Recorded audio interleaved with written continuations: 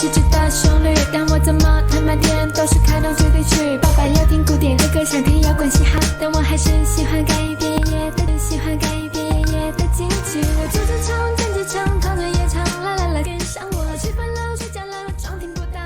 Assalamualaikum warahmatullahi wabarakatuh. Kami dari kelompok 2 akan mempresentasikan tentang pemanfaatan lingkungan dalam sumber dan media pembelajaran. Pertama, perkenalan.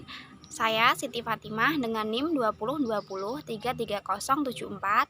Teman saya Ririn Anggraini dengan NIM 202033072 dan Imam Maulana Safrudin dengan NIM 202033341. Materi yang akan kita bahas, yang pertama, lingkungan sebagai sumber, yang kedua, pemanfaatan lingkungan dalam sumber belajar, dan yang ketiga, pemanfaatan lingkungan dalam media pembelajaran. Lingkungan sebagai sumber.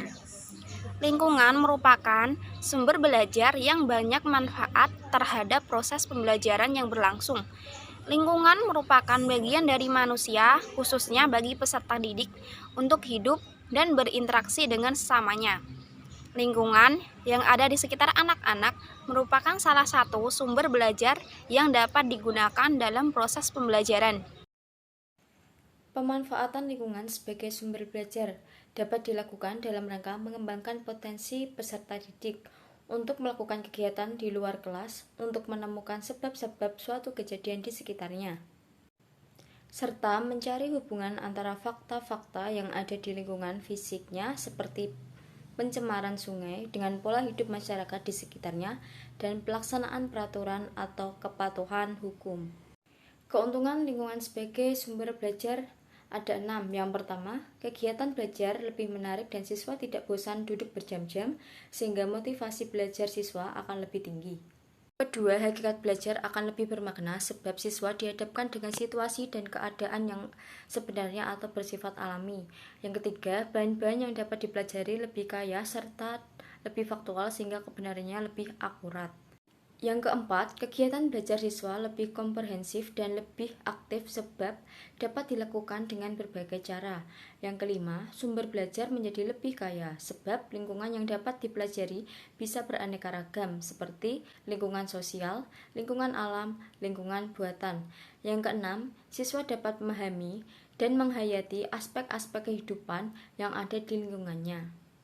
Adapun pendapat menurut Erviana tahun 2015 menyebutkan bahwa memanfaatkan lingkungan sebagai media pembelajaran memiliki beberapa keunggulan antara lain. Yang pertama yaitu menghemat biaya, yang kedua memberikan pengalaman yang nyata kepada siswa, yang ketiga karena benda-benda tersebut berasal dari lingkungan siswa, maka benda-benda tersebut akan sesuai dengan kebutuhan karakteristik dan kebutuhan siswa. Yang keempat, pembelajaran lebih aplikatif. Yang kelima, lebih komunikatif. Yang keenam, memberikan pengalaman langsung kepada siswa.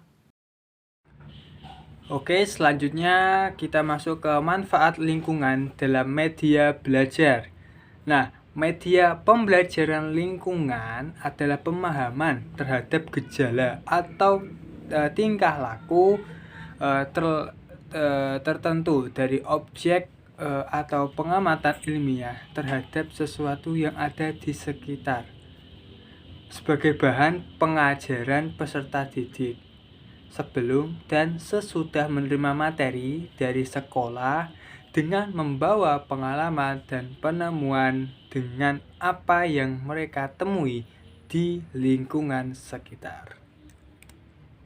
Oke, lanjut ke beberapa lingkungan yang dapat dimanfaatkan, yaitu ada 3 lingkungan. Yang pertama ada lingkungan masyarakat atau lingkungan sosial, yang kedua ada lingkungan alam, dan yang ketiga ada lingkungan buatan. Nah, lingkungan masyarakat ini seperti interaksi antar kehidupan bermasyarakat seperti adat istiadat, sistem nilai, perubahan sosial. Dan untuk lingkungan alam itu seperti mempelajari tentang SDA, tumbuhan, hewan, dan lain sebagainya. Dan untuk lingkungan buatan itu seperti bendungan, taman, irigasi, dan lain sebagainya. Oke, adanya interaksi secara langsung dengan lingkungan dalam pembelajaran akan memberikan dampak positif pada proses pembelajaran.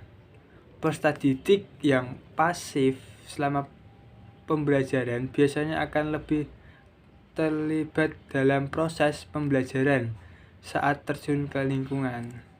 Contoh, saat peserta didik mempelajari pengolahan sampah di lingkungan sekolah secara langsung. Peserta didik bisa membedakan macam-macam sampah di lingkungan yang ada. Maka akan dapat menumbuhkan rasa cinta terhadap kebersihan.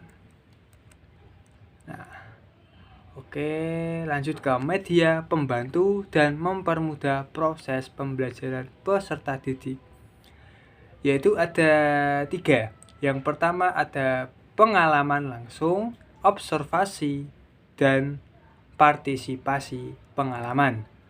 Nah, untuk yang pengalaman langsung, peserta didik itu berhubungan langsung dengan objek yang dipelajari tanpa adanya perantara. Dan yang kedua ada observasi, itu pengalaman peninjauan secara cermat yang dilakukan oleh peserta didik. Dan yang ketiga ada partisipasi pengalaman, itu diperoleh melalui situasi kegiatan menggunakan skenario yang sesuai dengan tujuan pembelajaran. Oke, itu yang bisa kami sampaikan. Kurang lebihnya mohon maaf. Wassalamualaikum warahmatullahi wabarakatuh.